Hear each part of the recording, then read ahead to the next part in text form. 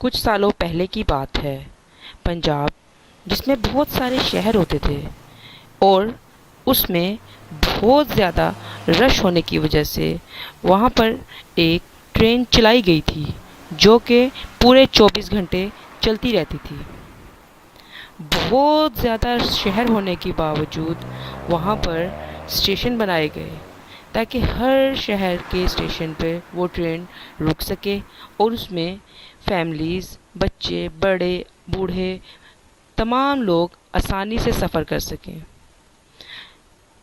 سڑکوں پر اس دور میں بہت رش ہوتا تھا جو کہ آج بھی ہوتا ہے، اسی لیے یہ ٹرین چلائی گئی کہ تاکہ تھوڑا سا رش سڑکوں پر کم ہو جائے، اور اس کا کرایہ بھی مناسب تھا، اس لیے لوگ اس کو عام دوسری سواری سے زیادہ ترجیح دینے لگ گئے تھے۔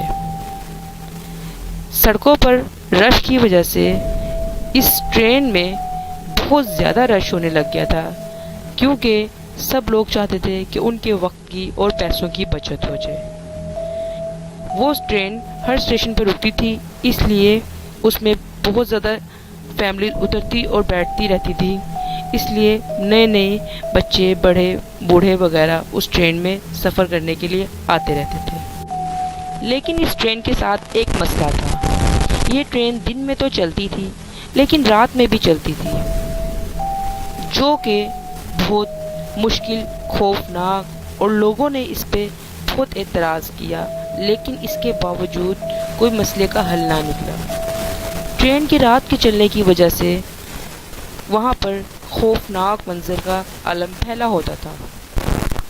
لوگوں نے بہت گریز کیا کہ وہ رات کے ٹائم سفر نہ کریں، لیکن پھر بھی جس کو بہت زیادہ ضرورت ہوتی تھی وہ فیملیز رات کے ٹائم سفر تو کرنا پڑتا تھا۔ رات کو چلتے ہوئے ٹرین میں جب فیملیز اپنے بچوں کو سلا کر خود بھی سو جاتی یا فون میں لگ جاتی یا کسی اور کام میں لگ جاتی، تو جس ڈبے میں بہت زیادہ بچے اور فیملی موجود ہوتی تھی وہاں پر کھڑکی کے پاس ایک خوفناک چڑیل اپنی نظر جمائے رکھتی تھی۔ وہ چڑیل بچوں کو کھلونا دکھا کر یا کوئی چیز کھانے کی دکھا کر اپنے پاس کھڑکی کے پاس بلاتی اور وہاں سے بچے کو غائب کر جاتی۔ وہ ہمیشہ اسی انتظار میں رہتی تھی کہ کب رات ہو اور فیملی سوئیں اور ان کے بچوں کو وہ اغوا کر کر لے جائے۔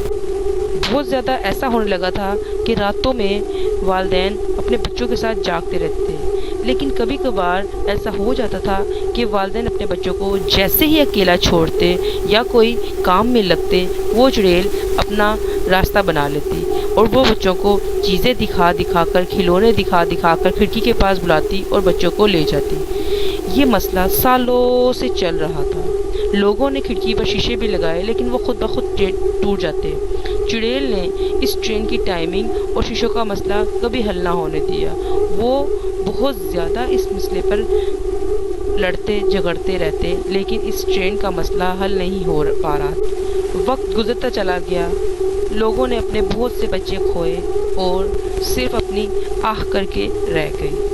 بہت عرصے کے بعد ایک وہاں پر اور چڑیل آئی جو کہ اس چڑیل کے پیچھے پیچھے ہی رہتی تھی۔ وہ چڑیل اچھی چڑیل کے نام سے مشہور ہوئی، ٹکے والی چڑیل کے نام سے مشہور ہوئی۔ وہ اپنے ساتھ ایک ٹیکا رکھتی تھی۔ لوگوں نے کہا یہ تو ٹیکے والی چڑیل ہے، یہ اچھی کہاں سے ہوئی؟ لیکن اس نے ان فیملیز کی مدد کرنا شروع کی جس کی گندی چڑیل اپنے بچوں کو ساتھ لے جاتی تھی۔ وہ چڑیل ہمیشہ اس گندی چڑیل کے ساتھ رہتی تھی۔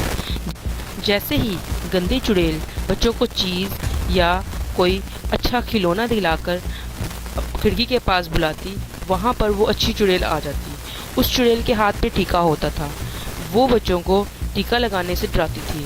جو بچے اپنے والدین کے منع کرنے کے باوجود باز نہ آتے تھے اور کھلونے کے چکر میں اور کھانے کی پینے کی چیزوں کے چکر میں اپنے ماما پاپا کی بات نہ مانتے تھے، وہ گندی چڑیل ان کی اپنے ساتھ لے جانے کی کوشش کرتی، تو وہاں ایک اچھی چڑیل آ جاتی۔ وہ ٹیکا دکھاتی یا لگاتی، وہ پہلے تو ڈراتی تھی بچوں بچوں کو ٹیکے سے. جو بچے پھر بھی باز نہ آتے تھے ان کو وہ ٹیکا لگا دیتی تھی. اس طرح بچوں نے کھڑکی کے پاس آنا چھوڑ دیا اور جس سے ان کے والدین بہت خوش ہوئے کہ یہ بہت اچھی چڑیل ہے جس نے کم سے کم ہمارے بچوں کی جانیں بچا لیں. ایک ٹیکا لگا کر وہ ہمارے بچوں کو بچا لیتی ہے, یہ بہت اچھی چڑیل ہے. اسی طرح یہ مسئلہ چلتا چلا گیا, نہ وہ مسئلہ حل ہوا, نہ وہ ٹرین رکی, نہ وہ ٹرین والی چڑیلیں ختم ہوئیں. شاید وہ آج بھی کہیں چل رہی ہوں گی اور یہ مسئلے پیش آ رہے ہوں گے. ٹیکے والی چڑیل.